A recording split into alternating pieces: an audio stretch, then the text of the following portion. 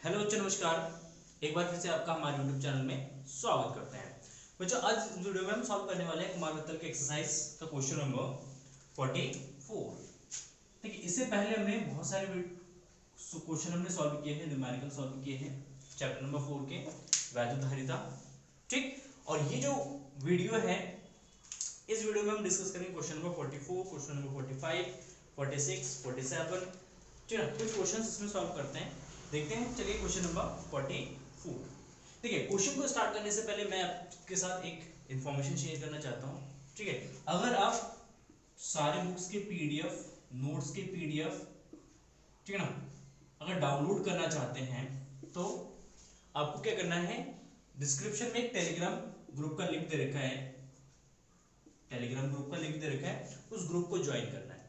ठीक है, Telegram group को अगर ज्वाइन करते हैं तो आपको book, notes, NCERT solution and other PDF जो है वो फ्री ऑफ कॉस्ट मिलेंगे।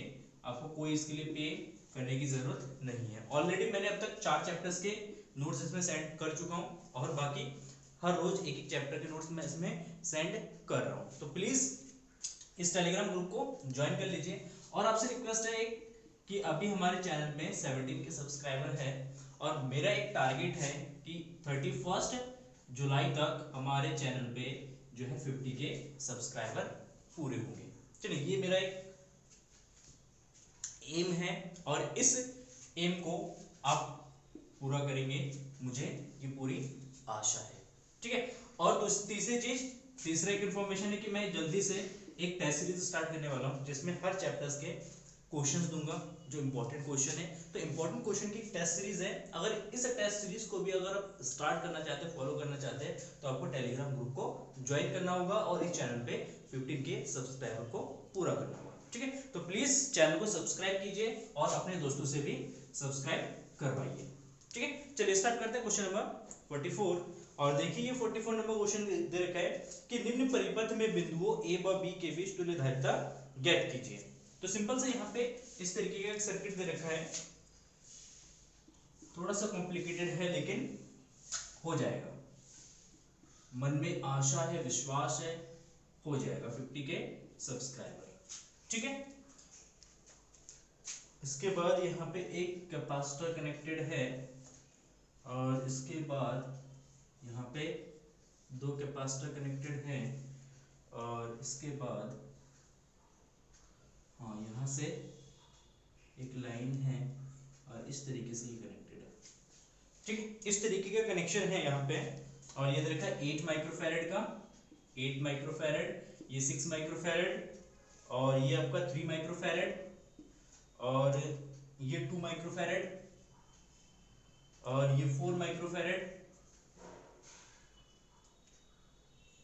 सॉरी यहाँ पे एक कैपेसिटर यहाँ पे है, यहाँ पे है एक कैपेसिटर यहाँ पे है और ये है 5 माइक्रोफैरेड का और ये यहाँ पर बिंदु बी है और ये है बिंदु ए। ठीक है, तो हमें ए और बी के बीच में क्या करना है, तुल्य धारिता ज्ञात करना है। क्या करना है, तुल्य धारिता ज्ञात करना है। तो सिंपल से यहाँ पे सबसे पहले हमें अरेंजमेंट देखना पड़ेगा कि कौन सा कैपेसिटर किस क्रम में जुड़ा हुआ है, कौन सा कैपेसिटर किस क्रम में जुड़ा हुआ है वो देखते हैं। तो सिंपल से अगर इसमें हम देखेंगे सबसे पहले, तो इसमें 2 माइक्रोफैरेड, 3 माइक्रोफैरेड और 6 माइक्रोफैरेड का जो कैपेसिटर है वो समांतर क्रम में है। वो किस क्रम में है, समांतर क्रम में है। तो इस सर्किट को मैं थोड़ा सा देखिए, अगर यहाँ से मैं करंट लेता हूँ I, ठीक है ना, तो यहाँ पे आके करंट डिस्ट्रीब्यूट होगा, I1 इसमें चला जाएगा, I2 इस पॉइंट पे आके करंट क्या होगा, डिस्ट्रीब्यूट होगा, इसमें चला जाएगा I3 और इसमें I4 लेट सपोज करते हैं। ठीक है, और जैसे करंट I3 यहाँ इस पॉइंट पे पहुंचेगा, तो इस पॉइंट पे जैसे पहुंचेगा तो इसमें I लेट सपोज करते हैं, इसमें कितना है I3 I5 ना, और इसमें चला जाएगा I6। ठीक है, करंट यहाँ से आया I4 I2, यहाँ पे आके ये मिक्स होगा और यहाँ पे आके ये मिक्स होगा, तो लेट सपोज इसमें कितना करंट है I7। ठीक है, किसमें है I7। तो इसका मतलब सारे कैपेसिटर में करंट जो है वो डिफरेंट है। जब करंट डिफरेंट होगा तो इसका मतलब है कि ये लगभग किसमें जुड़ेंगे, समांतर क्रम में जुड़ेंगे। तो देखिए 2, 3 और 6 माइक्रोफैरेड का जो कैपेसिटर है ये तीनों किस्मों में समांतर क्रम में होंगे। क्यों? क्योंकि देखो इनको हम इस तरीके से जोड़ सकते हैं, यहाँ पे इस कैपेसिटर को यहाँ पे ना जोड़ के हम यहाँ पे जोड़ सकते हैं, ठीक है। तो ये कैपेसिटर किस में जाएंगे? समांतर क्रम में। उसके अलावा ये दोनों कैपेसिटर भी किस में होंगे? समांतर क्रम में। इसका अरेंजमेंट अगर देखेंगे, देखिए सर्किट को अगर थोड़ा सा मैं रिड्यूस करता हूं तो आपको और समझ में आएगा। एक कैपेसिटर ये हो गया, इसके बाद ये कैपेसिटर ये हो गया, एक यहाँ पे कनेक्टेड है, एक यहाँ पे कनेक्टेड है, ठीक है। इसके अलावा एक कैपेसिटर ये कनेक्टेड है, इसको ऊपर जोड़ दिया यहाँ पे, ठीक है। यहाँ पे हमने बी पॉइंट ले लिया और एक कैपेसिटर यहाँ पे कनेक्टेड है, इस तरीके से ये वाला कैपेसिटर यहाँ पे कनेक्टेड हो गया, ठीक है। तो ये दोनों कैपेसिटर जो है आपस में किस में हो जाएंगे? समांतर क्रम में हो जाएंगे। ये तीनों कैपेसिटर आपस में किस में हो जाएंगे? समांतर क्रम में हो जाएंगे, क्योंकि इनकी देखो ये जो प्लेटें हैं, फर्स्ट प्लेटें ये आपस में जुड़े हुए हैं, इनकी ये जो सेकंड प्लेटें हैं ये आपस में जुड़े हुए हैं इससे, ठीक है। क्लियर है? तो देखिए 2 3 6 माइक्रोफैरेड की संधारित्र समांतर क्रम में है, ठीक है ना। तो इसकी तुल्य धारिता C डैश बराबर क्या जाएगा? 2 प्लस 3 प्लस 6 तो बराबर 11 माइक्रोफैरेड, ठीक है। क्लियर है? अब ऐसे देखिए ये 4 माइक्रोफैरेड वाला कैपेसिटर और 5 माइक्रोफैरेड, इनकी ये प्लेटें आपस में कनेक्टेड है यहाँ पे, और इनकी ये प्लेटें आपस में कनेक्टेड होंगी। तो ये भी किस में हो जाएगा? समांतर क्रम में।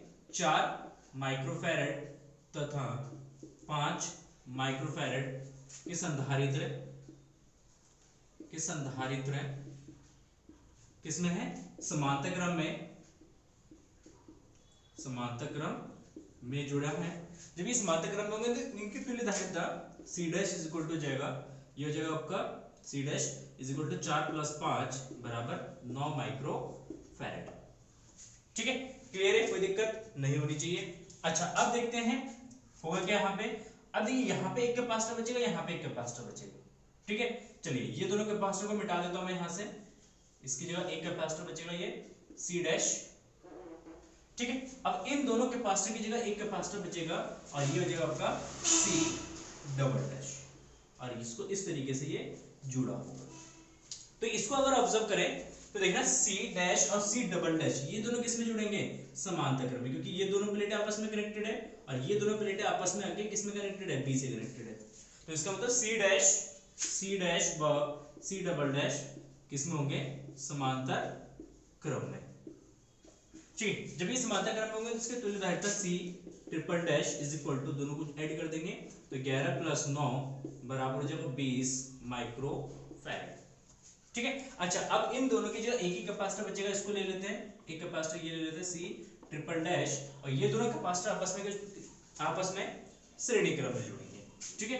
तो अब C ट्रिपल डैश तथा ये कितने का है? 8 माइक्रोफैरेड का संधारित्र किसमें है? समांतर क्रम, सॉरी श्रेणी क्रम में।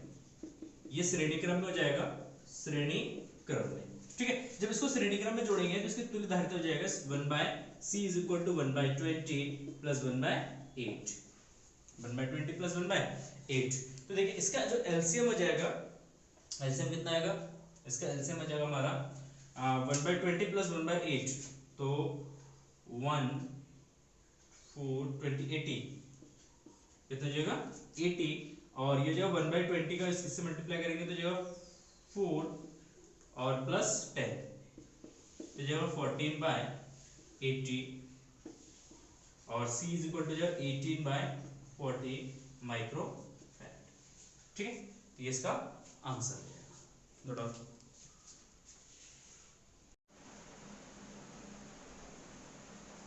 देखिए क्वेश्चन नंबर 45, क्वेश्चन नंबर 45 है समान धारिता के 4 संधारित्र श्रेणी क्रम में 10 वोल्ट की बैटरी से जुड़े हैं, इनके बीच का बिंदु B पृथ्वी से जुड़ा है, बिंदु A तथा C के बीच विभव क्या होगा? देखिए इस तरीके का सर्किट दे रखा हमारे पास, एक बैटरी है यहाँ पे,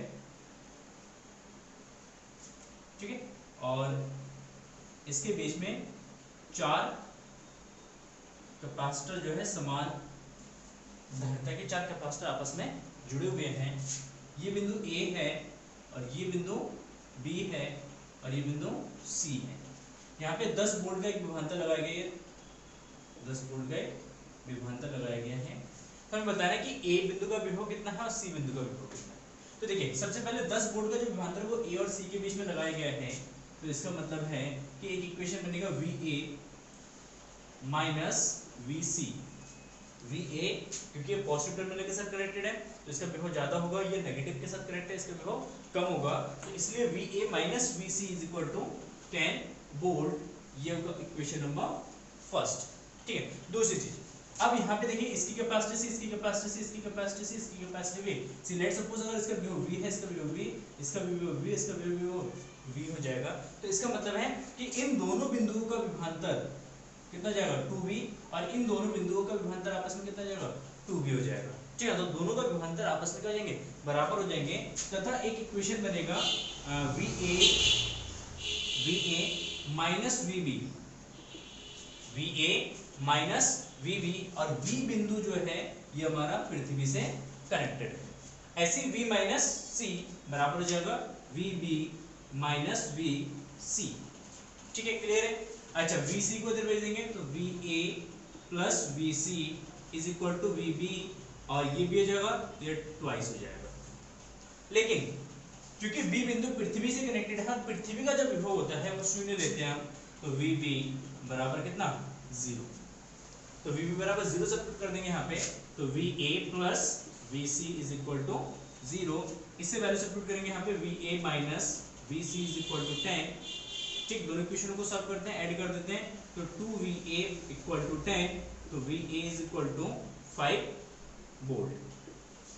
ठीक है, VA का वैल्यू सब्स्टिट्यूट कर देते हैं इस वाले इक्वेशन में, तो माइनस का VC is equal to 10 minus का VA, तो माइनस का VC is equal to 10 minus का 5 इज इक्वल टू 5, तो VC is equal to minus 5 volt. मतलब C बिंदु का जो विभव होगा वो कितना जाएगा आपका माइनस का 5 वोल्ट हो जाएगा। क्लियर है, आई होप आपको समझ में आ गया होगा। तो इसमें सेम कॉन्सेप्ट यूज करेंगे, दो कॉन्सेप्ट यूज करेंगे कि क्योंकि धारिता सेम है इसीलिए इनके क्रॉस का विभव या विभवांतर भी हमारे क्या होगा सेम होगा, तो हमने विभवांतर सेम रख दिया। और दूसरी चीज, जब इस A और C के बीच में बैटरी को कनेक्ट किया गया है तो इसका मतलब A और C के बीच का जो विभवांतर होगा वो कितना जाएगा 10 वोल्ट हो जाएगा। तो एक सिंपल सा क्वेश्चन है, तो आई होप आपको समझ में आ गया। चलिए देखते हैं नेक्स्ट क्वेश्चन। नेक्स्ट क्वेश्चन, ठीक है, नेक्स्ट क्वेश्चन है क्वेश्चन नंबर 46। कह रहे कि परिपथ में 1 माइक्रोफैरेड धारिता के संधारित्र के प्लेटों के बीच का विभवांतर ज्ञात कीजिए। ठीक है, इस तरीके का एक सर्किट है,